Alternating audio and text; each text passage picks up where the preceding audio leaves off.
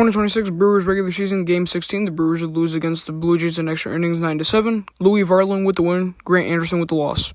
Top of the first, Jacob Mizorowski would throw 1-2-3. Bottom of the first, Sal Frelick would hit a pop-out. William Contreras would get walked, and then Bryce Ring and Gary Sanchez would get back-to-back outs to end out the inning.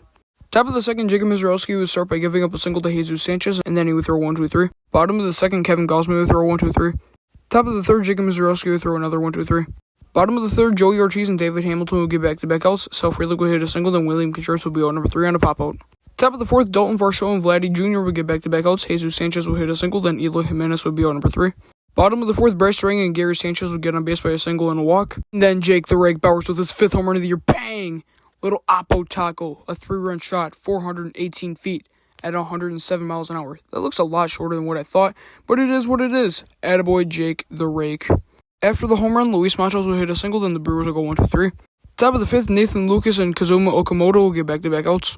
A solo home run by Andres Jimenez would make it 3-1, and then Brandon Valenzuela would be out number 3. Bottom of the fifth, Sal Frelick would get walked, and then William Contreras would hit a single, and the Brewers would go 1-2-3.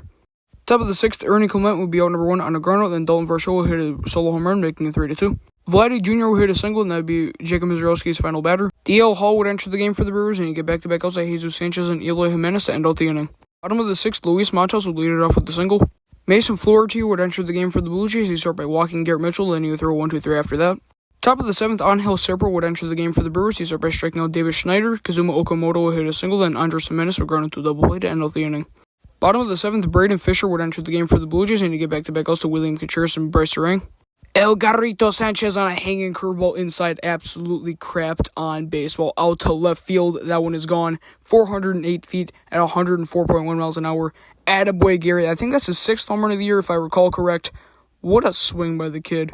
I mean, he's not really a kid anymore, but what a great swing. After the home run, Jake Bowers would strike out to end out the inning. Top of the 8th, Abner Uribe would enter the game for the Brewers. He started by giving up a single to Lennon Sosa. Ernie Clement would be out number 1 on a strikeout. Then Dalton Varsho would hit a single. An RBI grounded by Vladdy Jr. would make it 4-3. Then Jesus Sanchez would be out number 3 to end out the inning. Bottom of the 8th, Tyler Rogers would enter the game for the Blue Jays. He started by getting out number 1 to Brandon Lockridge on a groundout. Then Garrett Mitchell would hit a single. Joey Ortiz and Luis Rengifo would get back-to-back outs to end out the inning. Top of the 9th, Trevor McGill would enter the game for the Brewers. He started by walking Eloy Jimenez, and he gave up a double to David Schneider. An RBI single by Kazuma Okamoto would tie up the game at 4. Then an RBI grounded by Andres Jimenez would make it 5-4 Blue Jays. Tyler Heineman would be out number 2 on a flyout. Then an RBI single by Ernie Clement would make it 6-4, which would also be out number 3. Bottom of the 9th, Jeff Hoffman would enter the game for the Blue Jays. He started by walking Sal Frelick, and then he'd get a stolen base. William Contreras would be out number 1 on a groundout. Then an RBI single by Bryce Ring would make it 6-5. Gary Sanchez would be out number 2 on a strikeout. Jeff Hoffman would intentionally walk Jake Bowers, and an RBI double by Brandon Lockridge would make it tied up at 6. Garrett Mitchell would get walked. Louis Varland would enter the game for the Blue Jays, and he'd strike out Joey Ortiz to end out the inning. Top of the 10th, Grant Anderson would enter the game for the Brewers. He started by getting out number 1 to Dalton Varsho on a flyout. Then an RBI double by Vladimir Guerrero Jr. would make it 7-6. Jesus Sanchez would get intentionally walked, and then a 2 RBI double by Miles Straw would make it 9-6. Then he would be caught stealing, and then Babe Schneider would be out number 3 on a groundout. Bottom of the 10th, Luis Rengifo and Sal Frelick would get back-to-back outs, and an RBI single by William Contreras would make it 9-7. Bryce Ring would hit a single, then Gary Sanchez would strike out to end out the game. Alright, so the Brewers lose 9-7. The record in the regular season is now 8-8, and the Brewers' respective hitter of the game goes to Bryce Ring. The pitcher of the game goes to Jacob Mizorowski.